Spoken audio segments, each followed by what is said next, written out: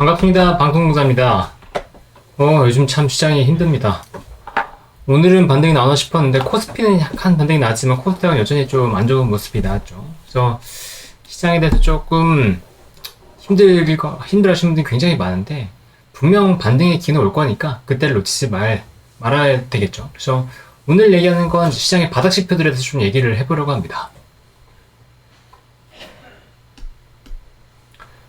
제 책이 나왔으니까 많은 관심 부탁드리고요. 밀리의 서재도 나왔으니까 혹시라도 한 번씩 이렇게 눌러주시면 감사할 것 같습니다. 시장의 바닥 지표를 얘기 드린다고 했었는데 그럼 어떤 지표들을 볼 거냐? 뭐 여러 가지 것들이 있어요. 근데 대표적으로는 이제 PBR, 여기 더불어서 이제 PBR도 보통 같이 보긴 하죠. 그다음에 ADR 지표 보기도 하고, 그다음에 옵션 관련해서 V코스피, 그다음에 풋콜 레이쇼 이런 것도 보고요. 그다음에 기술적 지표로서는 이제 이동평균선, RSI 이런 것들을 많이 보죠. 그다음에 신용잔고 추이도 주요 이제 지표가 되고, 제가 또 이제 개인적으로 참고하는 건 이제 제가 보고 있는 바닥 시그널이라든가 DMI 기반의 바닥 시그널이라든가 자사주 매입, 장내 매수, 그다음에 신고가 이런 여부들을 좀 살펴봅니다. 하나씩 얘기를 드리면서 지금 시장에 대해서 좀 진단을 해볼게요. 일단 PBR 지표를 보면 오늘자로 0.87배까지 떨어졌습니다. 최근에 보면 0.83까지 떨어졌었고 2020년 코로나 때 0.71배가 최저치였음을 확인할 수 있죠. 그리고 그 이전에도 보면 0.83 정도. 금융위기급이 되면 금융위기급으로 내려가면 이제 IT 버블 붕괴됐을 때, 그다음에 이때는 이제 금융위기 때, 이럴 때 보면 많이 이제 피크를 찍는데 아무리 최악으로 본다고 하더라도 한 0.7배 정도는 바닥을 볼 수 있는 거고, 보통은 한 0.8배 초반대에서는 반등이 나온다라고 볼 수 있는데, 그 차원에서 보면 이게 완전 바닥까지는 아니다 라고 생각할 수는 있겠죠. 왜냐면 여기서 한 5% 정도 차이가 있으니까. 그렇다고 하더라도 대충 바닥은 잡아가는 게 보이는 가능성이 있다라는 거고요. 근데 다만 이제 좀 걱정되는 건 PDR 레이시오는 여전히 좀 높다. 이때 바닥 잡았을 때 2022년에 이때 그러니까 금리 인상을 하면서, 미국이 금리 인상을 하면서 이제 PR이 한 9배, 10배 언더까지 떨어졌었는데 지금 그 레벨과 비교할 수는 없는 수준이죠. 2020년대도 보더라도 이때는 이제 어닝 악화에 대한 우려가 있었으니까 14배. 2019년 이때도 시장 안 좋을 때 한 10배 언더. 10배 언더까지는 좀 떨어져야지 바닥을 잡지 않나라는 생각이 들긴 하지만, 그래도 이제 여기에는 이제 LG 에너지솔루션이 올라왔기 때문에 실적이 아직 안 나오고 있는 업체가 이제 올라온 거죠. 바이오도 시총이 지금 많이 올라왔고, 그러니까 이제 PR 지표로는 조금 보기는 애매한 상황이다라고 이제 볼 수 있는 거고요. 코스닥을 보면 코스닥 PBR 지표는 역시나 이제 1.5배 정도가 바닥 수준인데, 이때 같은 경우는 1.3에서 1.4배. 요때는 이제 좀 참고하기 어려운 게, 이때까지 참고하기는 어려운 게 2차 전지와 바이오 쪽이 많이 올랐잖아요. 그러다 보니까 이때 지표를 기반으로 이제 판단하기 좀 어렵고, 지금 상황에서 봤을 때는 그래도 1.5배 정도가 바닥인 수준일 거다라고 볼 수 있는데, 대략 그 정도까지 내려왔어요. 그러니까 지금 상황에서 코스닥을 팔고 빨리 다른 거 가야 된다, 이렇게 볼 수 있는 상황까지는 아니라고 볼 수 있는 거죠.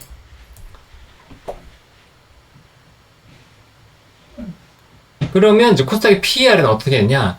높습니다. 높은데 이거를 그러면 엄청나게 우려해야 될 거냐? 또 그렇게까지 볼 수는 없죠. 방금 말씀드린 대로 이게 2차 전지와 바이오 쪽이 많이 올라가면서 PER이 올라가기 때문에 이거에 대해서 그렇게 크게 우려할 상황까지는 아니다, 얘기를 할 수 있을 것 같고요. 다음에 볼 수 있는 건 ADR 지표입니다. ADR 지표. 아까 PBR 지표는 대략 바닥이 가까운 것 같다라고 말씀을 드렸고, ADR 지표는 뭐냐면 최근 20일간 상승 종목의 개수와 하락 종목의 개수를 비교해 보는 거예요. 그러니까 최근 20일 평균 동안 상승 종목 대비 하락 종목 대비 상승 종목이 얼마나 됐느냐를 본다는 거죠. 그러니까 이게 보통 이제 100이 중간값이 되는 거고, 이게 120이 넘어간다 그러면 약간 과열권, 70 밑으로 떨어진다 그러면 약간 과매도권으로 보게 되는 겁니다. 그러니까 지금 수치를 보면 지금 코스피가 67, 코스닥이 63.7 정도 되고 있죠. 그럼 이게 대충 맞냐? 이게 흐름인데요. 최근에 2년 정도 흐름을 보면 그냥 과열될 때와 빠질 때가 지수가 대충 이제 흐름이 비슷할 때가 있죠. 물론 다를 때도 있긴 하지만 대략적으로 크게 변동할 때를 보면 그래도 맞는 경우가 많고, 바닥을 찍을 때도 보면 ADR 지표는 확실히 떨어지기 때문에 이 수준이 바닥이 되는 경우가 많다라는 건데, 그럼 어느 수준이 진짜 바닥일 거냐라고 봤을 때는 지금 코스피 같은 경우에는 한 60대 초반까지 내려온다 그러면 거의 바닥이거든요. 근데 지금 67이니까 이건 코스피 같은 경우는 거의 바닥이 왔다고 볼 수 있고, 코스닥 같은 경우는 완전 바닥을 찍으려면 그래도 한 60대까지, 65까지는 내려와야 되는데 지금 65 밑으로 내려왔어요. 그러니까 코스닥도 여기서 이제 크게 추가적으로 크게 밀릴 것까지는 아닌 것 같다. 정말 최악으로 봤을 때는 이제 50대까지 내려가긴 하지만 일단 60대 초반까지 내려왔다 그러면 ADR 지표를 기준으로 봤을 때는 거의 바닥권에 왔다라고 볼 수 있는 거죠. 지표의 흐름이 어떻게 될 거냐를 봐야 되는데, ADR이 이제 70 언더로 가면 무조건 상승하냐? 그건 아니죠. 여기 보시면 이때도 70 언더로 내려왔지만 빠졌잖아요. 70 언더로 내려왔지만 빠졌고, 이때도 70 언더로 내려왔지만 빠졌고. 그러니까 무조건 이 70 언더로 내려온다고 해서 지수가 오르고 그런 건 아닌데, 그래도 바닥권을 대충 잡아갈 수 있다라고 볼 수 있는 거고요. 요 회색 부분, 나중에 한 번씩 이제 제가 올려드릴 텐데, 요 회색 부분은 빠진 날입니다. 빠진 날. 그러니까 오늘 이게 들어간 거고, 이게 빠진 날이니까, 이 빠진 날 대비해서 상승하락 종목의 비중이 좀 더 높았다. 그러니까 ADR 지표는 어제보다 올랐고, 반대로 코스닥 같은 경우는 이때보다도 ADR 지표가 떨어졌죠. 그러니까 ADR 지표가 더 내려가는 모습이 나왔죠. 그래서 이 지표가 그러면 무조건 정확할 거냐? 그렇지는 않습니다. 20일 이동평균이기 때문에 이 마지막 날 빠지는 것과 오늘 들어오는 것에 따라서 이제 편차가 좀 생길 수는 있어요. 그 다음에 또 많이 보는 게 이제 V코스피인데, V코스피 같은 경우는 미국에서 빅스 지수를 많이 보죠. 공포지수라고 얘기하는데, 변동성 지수입니다. 요거는 이제 옵션을 기반으로 평가를 하는 지표고, V라고 하는 것 자체가 이제 volatility, 변동성을 의미하는 거예요. 그래서 코스피 200의 변동성을 측정하는 지표라고 보시면 되고, 아까 말씀드린 대로 코스피 200 옵션 가격을 이용해서 계산한다. 그리고 빅스와 비슷한 역할을 하는 지수다라고 보면 되고요. 공포의 피크아웃이다 라고 이제 얘기를 드렸는데, 보시면 2011년 이때 이제 그리스를 비롯해서 피그스, 유럽의 피그스 재정위기가 닥쳤을 때죠. 이때 이제 공포지수가 굉장히 올라갔고, 2020년 이때 공포지수가 굉장히 크게 올라가는 모습이 보입니다. 근데 보시면 여기 이제 지금 21.6인데 요 라인을 한번 넘어간다 그러면 이제 공포지수가 올라가는 구간이라고 볼 수 있거든요. 근데 지금 보면 이제 이 꼭지점을 기록하면서 한번 올라가는 모습이 나오고 조정이 나오고 있죠. 그러니까 이게 올라갔다 내려가는 구간이 되면 시장이 안정이 되고, 기억나시죠? 2020년 요 공포 피크를 친 다음에 지수가 이렇게 올라갔잖아요. 공포 지수 내려가고. 지금도 보면 이게 피크를 친 다음에 내려가는 흐름이 나오고 있기 때문에 이것에 대해서는 조금은 긍정적으로 볼 수 있지 않을까. 그러니까 어떤 분은 지금 이게 아직 바닥이 아니다라고 얘기하지만 바닥으로 내려가는 구간에서 어차피 지수는 반등이 나오거든요. 그러니까 피크아웃이 굉장히 중요한 거라고 볼 수 있고, 지금은 대략은 피크아웃을 하는 게 아닌가 이 정도로 보입니다. 그래서 아까도 말씀드렸지만 2024년 8월 이후에 안정 단계로 접어들고 있다는 건데, 24년 아까는 이제 그 선 차트를 보였고 이제 봉 차트를 간다고 보면 2024년 8월에 이렇게 급등했단 말이에요. 이게 50까지 지금 급등했단 말이죠. 50까지 48.5일까지 32로 올라가면 대략 그래도 바닥을 잡아가는 그런 모습이 보이는데, 이렇게 급등했다가 지금 이렇게 밀렸기 때문에 지금은 안정되는 구간으로 보는 게 맞는 것 같고, 이 변동성이 좀 축소가 되면서 시장은 반등이 나오지 않을까. 결국은 삼성전자가 관건이긴 하겠지만, 그래도 V코스피는 안정이 되면서 좀 반등이 나오는 구간으로 가는 게 아닐까. 이렇게 좀 추적이 되고요. 다음에 또 많이 보는 게 풋콜 레이시오죠. 풋콜 레이시오라는 게 뭐냐면, 풋옵션과 콜옵션을 비교해 보는 거예요. 풋 대비해, 풋이라고 하는 건 시장을 안 좋게 보는 거고, 콜이라고 하는 건 시장을 긍정적으로 보는 거죠. 그래서 풋 대비해서 콜이 많다 그러면 1보다 커지겠죠. 그러면 시장을 안 좋게 보는 거고, 풋 대비해서 콜이 더 많다 그러면 콜이 더 많으니까 1보다 언더로 내려가잖아요. 그러면 시장을 좀 더 긍정적으로 본다는 건데, 지금 지표에서 보시면 이렇게 풋콜 레이시오가 급등할 때가 있죠. 그때가 이제 대충 안에 바닥이 나오는 그런 이제 꼭지점이 나오면 대충 이렇게 바닥이 나오는, 물론 꼭지점이 나온다고 해서 바닥은 아니다. 한 번 더 무너질 수도 있는데, 지금도 보면 꼭지점을 찍고 이제 내려가고 있어요. 1.5를 돌파했죠. 1.5를 돌파하는 라인을 한번 살펴본다 그러면 대충 그래도 시장이 바닥을 잡아가는 라인으로 볼 수 있거든요. 이렇게 1.5, 여기는 이제 1.5까지는 안 넘었죠. 1.25인데 어쨌건 이렇게 급등했다가 내려갈 때는 시장이 바닥을 잡아간다고 볼 수 있는데, 지금도 풋콜 레이시오 같은 게, 코스피 풋콜 레이시오 같은 게 좀 내려가는 경향이 있어서 이제 어느 정도 피크를 찍은 게 아닌가라는 생각을 들기는 합니다. 그 다음에 또 주요 지표로 보는 게 이동평균선이죠. 저 같은 경우에는 코스피는 지금 120일선을 주로 보고 있고, 중기선은 21선을 보고 있는데, 이때 이제 121선을 무너뜨리면서 요게 이제 저항선으로 작용하고 있다고 말씀을 드렸었어요. 그리고 이 저항선을 돌파하지 못하면서 지수는 계속 밀렸고, 그에 따라서 중기 이동평균선은 계속 무너지는 모습이 나왔죠. 근데 지금 이제 이동평균선만 보면 이것을 돌파하는 구간까지는 가지 않기 때문에 여기서 이제 이격도는 많이 벌었다고 치면 여기서 반등은 적어도 나올 수 있고 그 이후는 이 이평선을 넘어설 수 있냐 그거를 볼 구간이라는 거죠. 그리고 지표를 보면 지금 2450을 내려와서 지난 8월의 하락장보다도 더 내려왔습니다. 지수가. 그리고 대충 이제 보시면 2024년 초 요때 지수 레벨 정도로 왔어요. 그때는 이제 반도체에 대한 우려가 좀 더 있을 때였다고 볼 수 있는데 어쨌든 이 정도 레벨까지 좀 내려왔다 라고 보면 여기서는 대충 바닥을 잡아가지 않을까 이렇게 생각이 되고요. 물론 이제 더 빠질 수도 있겠지만 여기에서는 그렇게까지 크게 걱정할 건 아닌 것 같다. 코스닥에서도 보면 이제 코스닥은 91선을 좀 더 중요하게 봅니다. 91선을 돌파하지 못하고 계속 무너졌기 때문에 91선이 여전히 중요하다고 보고 있고 21선이 여전히 중기 동평균인데 여기도 보면 21선 넘어가는 것 같다가 91선 맞고 다시 내려져요. 그리고 무너졌죠.